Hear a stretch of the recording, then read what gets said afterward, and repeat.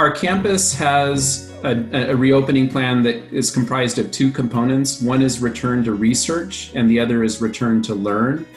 We brought back about 25% of our researchers effective June 1st, and then we intend to bring back students in fall. Right now, our goal is really to bring back students in the fall timeframe, and all of our efforts are really focused on that, even the research efforts. So for return to research, in addition to really continuing with ongoing research, researchers are working on this program called Return to Learn, which is a mass testing program where we intend to test all of our students on a rolling basis.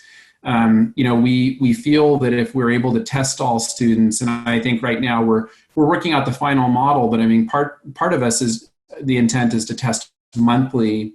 We're going to be able to identify any potential cases of COVID early and be able to deal with those cases through social distancing, and then even some creative ways where we would be able to isolate students in specific dormitories and things like that.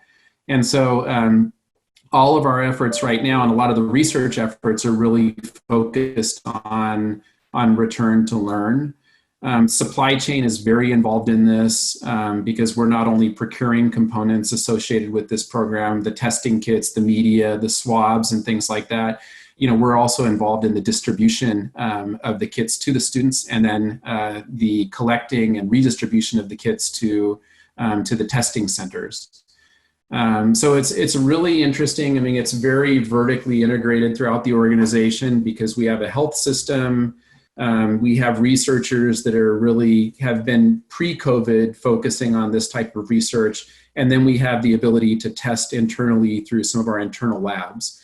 So I'm happy to say that although we have two components of returning to research and returning to learn, that they are intimately connected and almost codependent.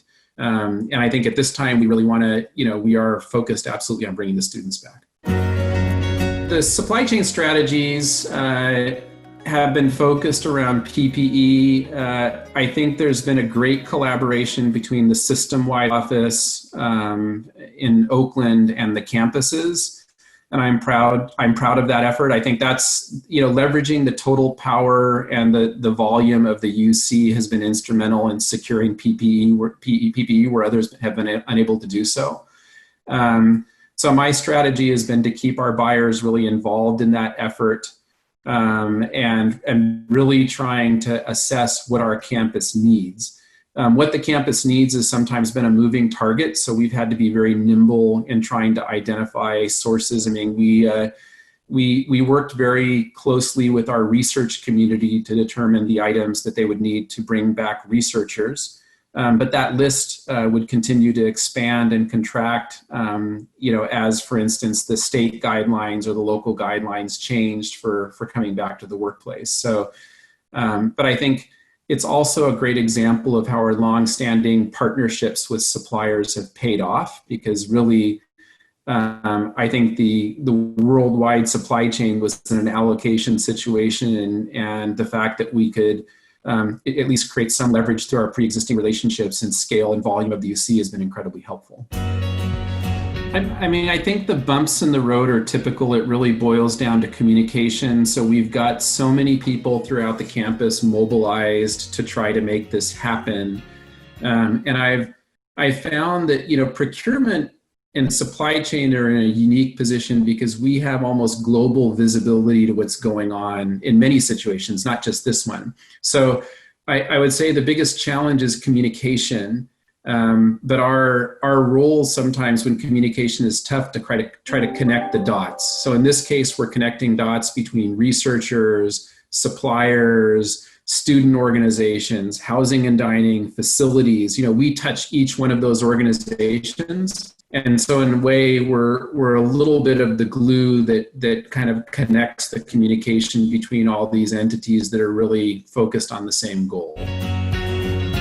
The biggest tip is for all of us in supply chain is seek out opportunities to contribute in this crisis, even if those opportunities are outside our normal scope. I think my biggest word of advice is, as the great Bill Cooper says, don't let a good crisis go to waste. And this crisis really requires a robust supply chain organization to support our campuses coming back online. So I think, one of the creative solutions we have had, and other campuses are also doing this, is, there have been many different PPE items that have been in short supply internationally.